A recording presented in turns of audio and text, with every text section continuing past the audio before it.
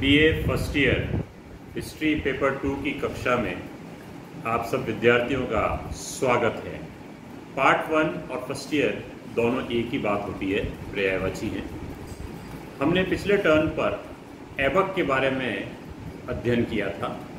ऐबक के बारे में ही हम आज और आगे अध्ययन करेंगे।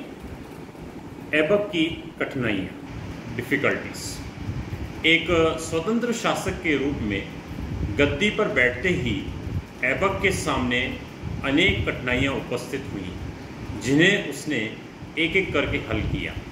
ये कठिनाइयाँ इस प्रकार थी। वो अभी गुलाम ही था और इस्लामी प्रथा के अनुसार कोई दास सुल्तान पद का अधिकारी नहीं हो सकता था। दूसरा, उत्तर पश्चिम सीमा की सुरक्षा की समस्या।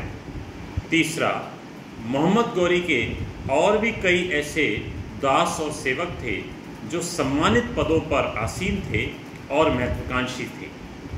चौथा, ऐबक को भारतीय प्रदेशों के शासन व्यवस्था स्थापित करनी थी और विद्रोही सरदारों को अपने अधीनस्थ करना था।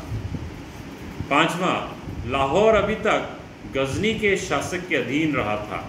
ऐबक को लाहौर को गजनी राज्य से मुक्त करना था।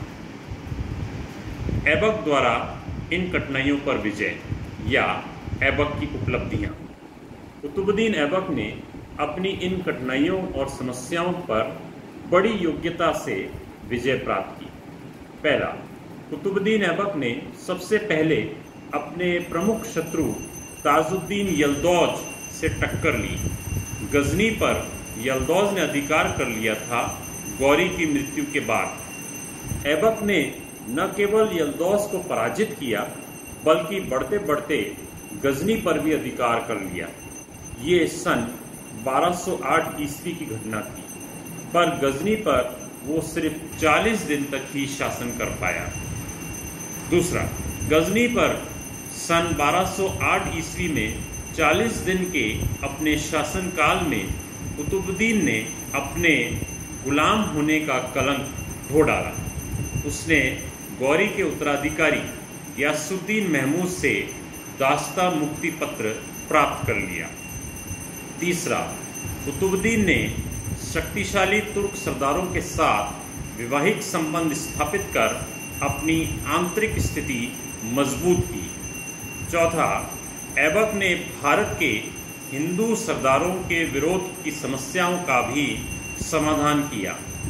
ऐबक ने विद्रोही सरदारों और राजाओं का बलपूर्वक दमन किया। अंत, कुतुबुद्दीन के भाग्य में अधिक समय तक सुल्तान पद नसीब नहीं था। लगभग 4 वर्ष के शासन करने के बाद 1210 ईस्वी में लाहौर में चौगान अर्थात आधुनिक पोलो खेलते हुए घोड़े से गिरकर उसकी मृत्यु हो गई। इसी क्रम में हम दिल्ली सल्तनत के संस्थापक के रूप में ऐबक का अध्ययन करेंगे। इसका हम पक्ष और विपक्ष दोनों में विचार प्रकट करेंगे और अपना निष्कर्ष निकालने का प्रयास करेंगे। पक्ष में विचार। डॉक्टर आश्वर्दी लाल श्रीवास्तव के अनुसार ऐबक भारत में तुर्क शासन का वास्तविक संस्थापक था। दूसरा, यही विचार प्रोफेसर A.B.M. हबीबुल्ला द्वारा प्रस्तुत किया गया है। विपक्ष में विचार। यद्यपि ऐबक ने 1206 ईस्वी में दिल्ली की सत्ता संभाल ली थी, पर उसे दास्ता से मुक्ति 1208 ईस्वी में प्राप्त हुई। उसे सुल्तान की उपाधि प्रदान की गई, पर शिलालेखों अर्थात इंस्क्रिप्शन में उसे कभी भी सुल्तान नहीं बताया गया। दूसरा, आज तक ऐबक के समय के एक भी सोने या चांदी के सिक्के नहीं पाए गए हैं। किसी भी सुल्तान के लिए सिक्के जारी करना आवश्यक होता था।